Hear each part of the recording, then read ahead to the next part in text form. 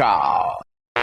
Doing that before. I mean, yeah, it's all the same. I've been giraffe shopping with the Jacksons. But other than that, it's just the usual stuff. It's just that my old friends aren't into giraffes like I am now. Right. They can't keep up with me. They can't keep... All, like, paid members of Apple's hardware developer program. I think is what you said. Paid. Well, what we're paying, actually, I believe is what it was. We're paying to be part of Apple's hardware developer program with like the first round, second round stuff. Like we all bought the first round of Apple Watch. Well, of course we did. And luckily, it wasn't terribly buggy, but, we're always like, the next one is actually the one you want. But if you do a show called MacCast, probably you're going to be in the first round. Hey, that reminds me. Or did you get... hey, it reminds me first... Adam Christianson, everybody. Adam Christianson of the MacCast is with us. You might have picked that up though when I said, you host a show called MacCast. MacCast, yeah. Yeah, or at MacCast on Twitter. Did you pick up an M1 machine? No. Okay. Interesting. I almost want to ask why, although I'm going to guess it's because you don't need a computer. Real quickly, very, very tempted, but I had purchased a 16-inch MacBook Pro just a few months back because I needed it. I had a direct need, and I needed a machine, and I've always said to my audience, and I live by the same rules, when the time to buy a machine is when you need a machine, and just get the best one that you can that's available. So that's what I did. That is exactly what I say as well. I don't know if I picked that up from you or if it's just, that's always been my feeling too. It's like, well, when should I? It's like, well, do you need one right now? No. Okay. Do you have a lot of money you want to toss around? I mean, that's really the question. I mean, the time is either when you've got enough money that I want a new computer, so I'm going to get a new computer, or, because I need a new computer right now. So I think the reason I brought that up is because the way you were talking about it yesterday, how people will ask you or me, and then we'll say, not only are we paying to be part of Apple's hardware developer program, we're also apparently their street team. Yes. Yeah. Okay. Absolutely. Well, good. Yeah. For sure. We should get jackets. I don't know if we should. Of course, we'll have to buy them ourselves, and then ourselves too. Right. Get them approved by Apple. It's funny. We'll get our Apple Street Team jackets, and we'll be sued by a little company called Apple. So you didn't get new hardware this time, or at least a new Mac anyway. But of course, I got plenty of other new hardware floating around here. What other new hardware do you have floating around? Well, I have an iPhone 12 Pro. Okay. I just picked up a HomePod Mini. What color? The blue. Nice. Okay. HomePod Mini. What color? White, but only because it was going to take a week longer to get the black. Yeah, I understand that entirely. It's crazy. Although initially when they came out in Germany, the one you couldn't get was white, which really surprised me because everywhere else around the world, the one you couldn't get is black. And now when I was doing a story last week on macOS Ken, if you wanted a HomePod Mini by Christmas and you were cool getting a white one, then you could still have it by Christmas. If you wanted a black one, you're looking into the new year for that. All right, so you got a new iPhone, you got a new HomePod Mini. Yeah, I just got the MagSafe charger just came. Okay. For my iPhone 12. I haven't even plugged it in yet. Okay, so it just came. Well, no, I mean, it came a couple days ago. I just haven't used it yet, mainly because now I've got to find a charging brick thing, and I forgot it had a USB-C thing, so I can't just plug it into my Anker charger anymore. And yeah, you'd think I'd think of these things, but I kind of just bought it on a whim. I wasn't going to get one. I was just using my slow wireless chargers that I have all around the house. Sure. Because I really don't have charging problems, and I thought, I'll throw it in the bag with the HomePod Mini. Will the charger that came, or will the wall plug that came with your HomePod Mini work with your Apple It is. Wallet? It's perfect for that, but then I have to unplug my HomePod Mini. Exactly, and that's and who needs that in their coffee? So I see another $20 charger brick in my future. Kind of a bummer. It's better than the one though, because I like to work a couple of different places in the house, and the biggest pain that I was having was taking my charger with me from point A to point B. And so I finally broke down and bought a charger for my MacBook Pro. And it was like $70. Dude, it's painful. It's painful how much that was. But, I did that like 6 or 7 months ago now, so I really should stop complaining. And before people email, I probably will not buy Apple's USB-C charger as a second charger for this thing, I'm probably going to go look at what latest Anker products are available, and I'm hoping maybe they have something that includes USB-C and USB-A ports kind of in the same little wall outlet. I'm sorry, help me out. Handy. Is Anker slang for something? Or is that Anker. Oh, okay. Anker, I don't know. Anker. Okay, I know what you're talking about now. Accessories. Right. Okay, so a brand name. I guess it's Anker. I always say Anker. I think it's supposed to be Anker. I don't know. Is there an umlaut? No. Okay. Or any kind of squiggly line anywhere near the A? No, I think it's Anker. All right, I'm going to go with Anker then. Although, then you wish they'd spell it, Anchor, and you'd say Anchor,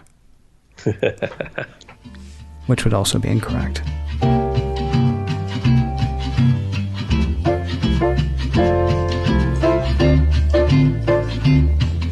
More of my conversation with Adam in a moment, but first a word from Remote HQ, letting you collaborate as if you are in the same room.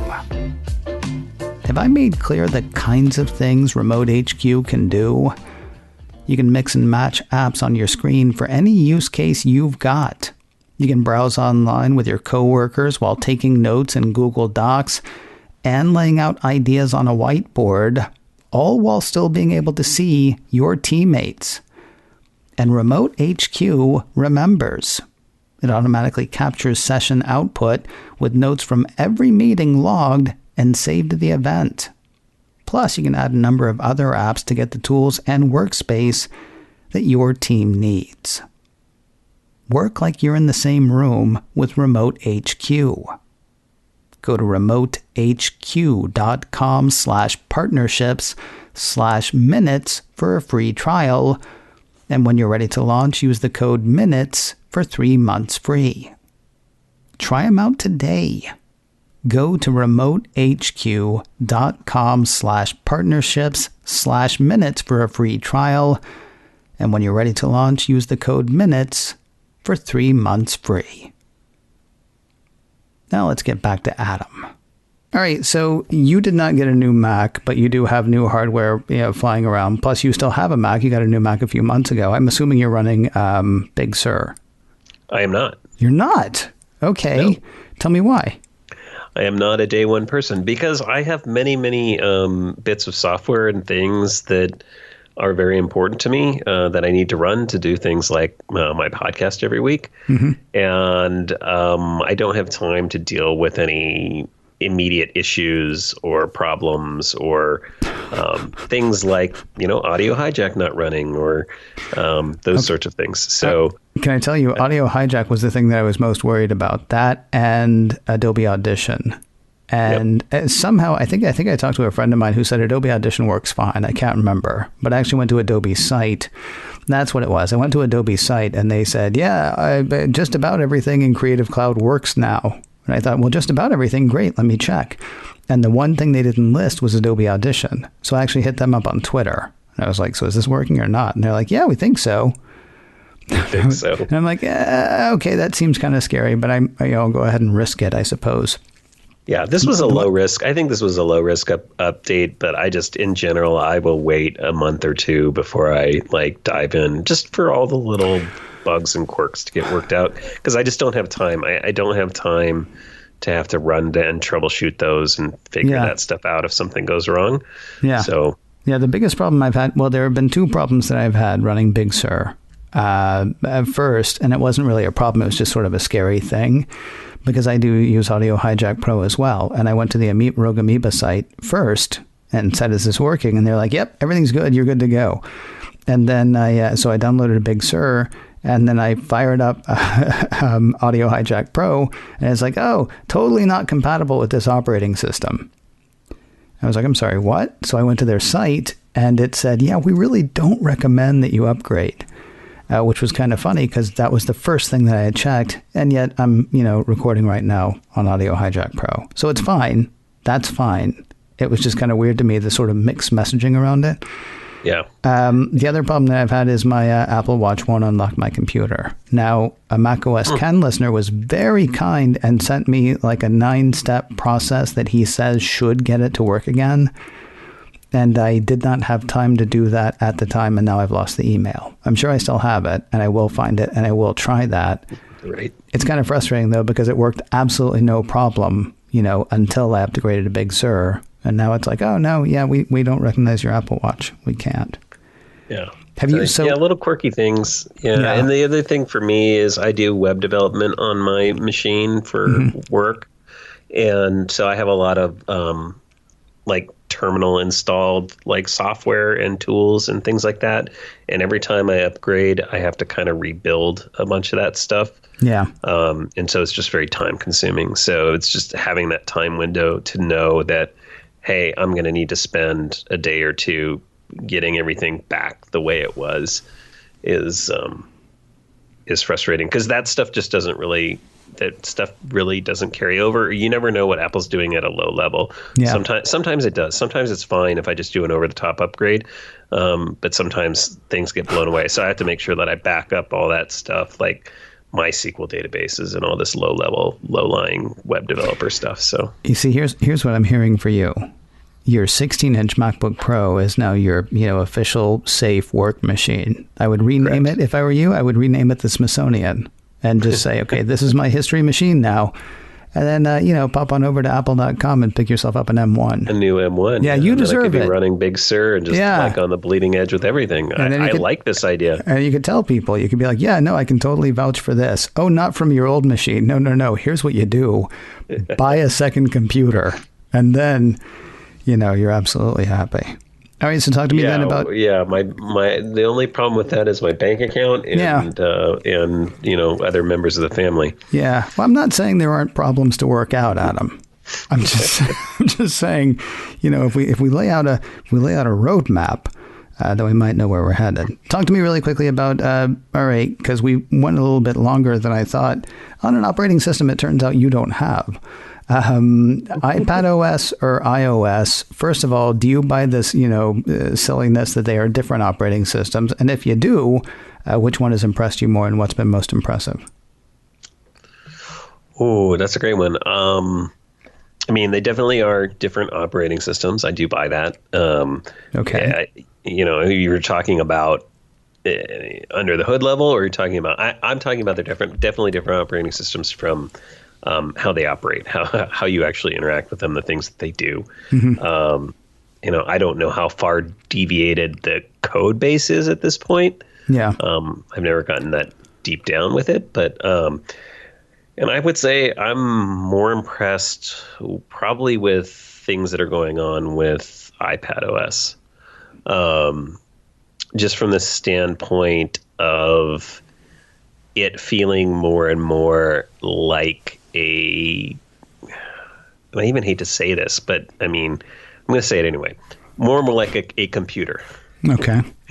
More and more like my MacBook Pro, more and more like an actual desktop experience, even though it's not a desktop experience. It's very much a different experience. And that's what's great about that operating system, though, is that it really is sort of seamless. And so it's probably the convertibility of it. Like the way that I use my iPad now is changed significantly since iPad OS. So I find that I do use it more with the smart keyboard. Well, it depends on what I'm doing. It can convert from the things that I want it to do. So when I'm doing more casual work, when I'm just maybe playing some games, or I want to watch a movie, or I'm doing leisurely stuff, it's in iPad mode, separated from the keyboard. I'm just interacting with the touch display, doing various things. Might do email like that occasionally, may do some Twitter kind of stuff like that. Mm-hmm. But more than when I'm into work, what I would call work mode, where I'm working on show notes, I'm using an RSS reader, I'm using Omni Outliner to take notes and things like that. More often than not now, I'm connecting it to the Magic Keyboard. I keep calling it the Smart Keyboard. It's wrong. Apple Magic Keyboard. And then using the trackpad and the pointer and actually having like a mouse and a keyboard and doing that sort of thing. Yet I'm still not It's really weird. So, and when I'm doing that, like I'm generally just on my comfy chair in the living room, all of that stuff. And then when I'm actually sitting down to record the show and work, that's when I have my MacBook Pro and I'm in my office and all that sort of stuff. So it's kind of interesting, but definitely has changed. Like I said, there's sort of now a casual mode and a work mode, and those two experiences are different, and they're definitely driven by the changes in the operating system.